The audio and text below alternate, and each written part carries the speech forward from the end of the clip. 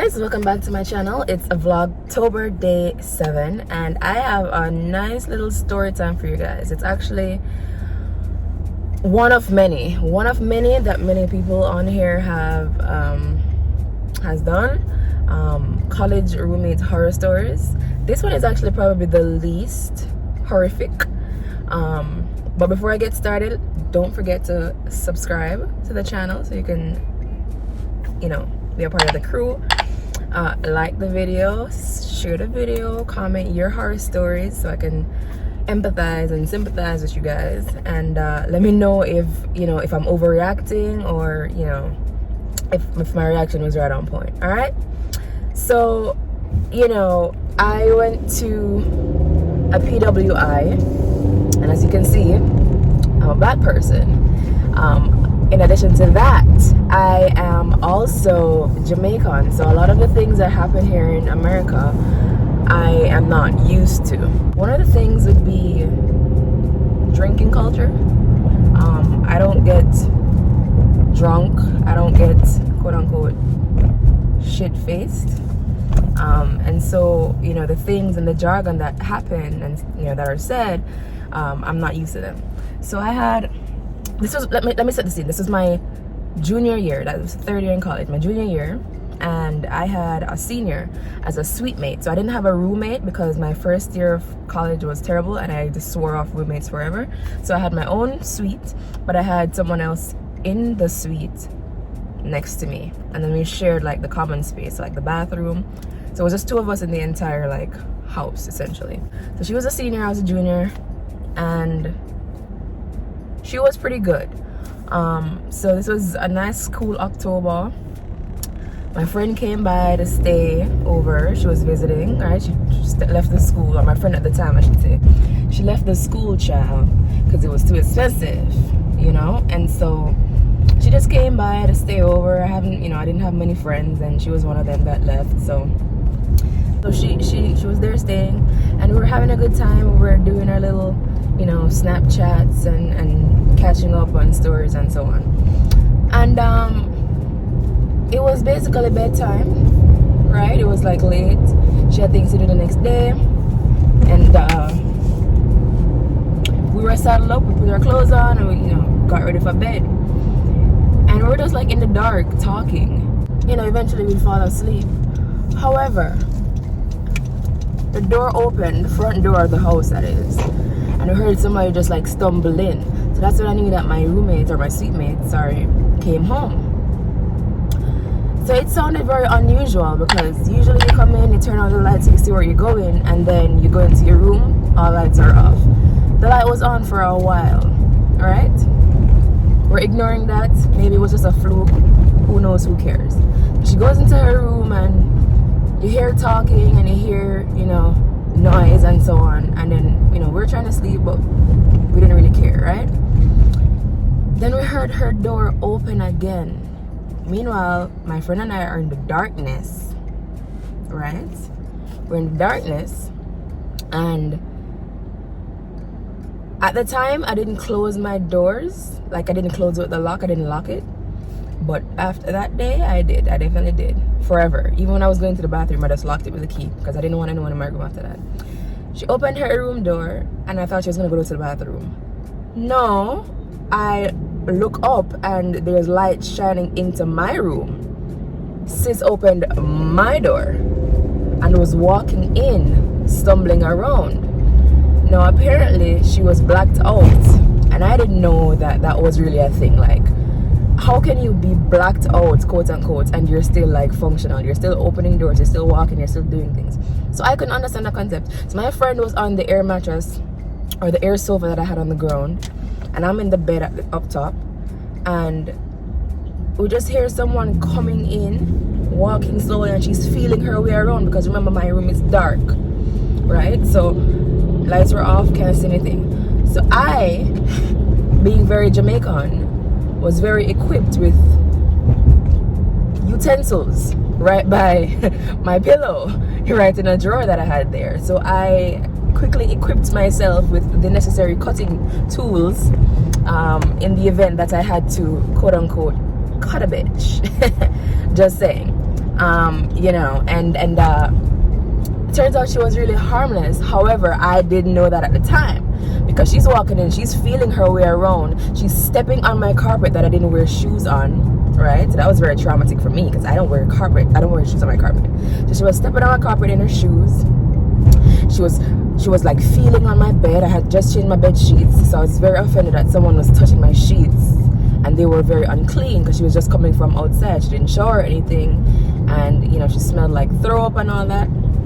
She was touching my sheets, and then she walked over past me and my friend. My friend's on the ground on the mattress. She's like wrapped up in the sheets, and she's just wondering what the hell is going on. She's like snapping me like, yo, do you see this girl? And we were just like talking to ourselves like, this is crazy, like what's happening. This sweet mate was of the caucasity, you know, and so it was very foreign to us black people, but especially foreign to me as a Jamaican. So she walks over to my AC unit and proceeds to hug the AC unit. So I'm saying, all right, she done lost her mind, like what is going on? You know what I mean? And then she comes over to me slowly and then starts to take me up and like try to hug me, and then she whispers in my ear and said these words: I'm going to pull the trigger. Wait a minute. Wait a second. Pull which trigger on whom? In what room? No, that's not gonna happen. What are you talking about? You're gonna pull a trigger. Now remember that I'm equipped with a knife at this point, because I don't know what the hell going on. My room was broken into, and I was being assaulted in a way by another person saying that she's gonna pull the trigger. My friend has never heard that, you know, that slang before, and so none of us knew what was happening. And then she said that to me. I restrained myself from committing crimes, and then she let go after whispering in my ear that she's gonna pull the trigger, and then she walked out, closed my door, walked to the bathroom, and then that was like the end of everything. She used the bathroom, right? She used the bathroom, and then I heard the toilet flush, heard the water go off to wash her hands, so at least she's consciously clean. And then she went back into her room and closed her room door, and that was it. Her light was on the whole night. My friend and I were just there wondering what the hell just took place, because basically somebody just threatened to kill me. I didn't know if she really had a gun or not. I didn't know if, you know, she was really, you know, being, you know, in her right mind. I didn't know what the situation was like. What liquor did that to you, sis? Because baby girl, you was gonna find out who was gonna pull the trigger first that day if you really had a gun. But apparently pull the trigger means that you're gonna throw up.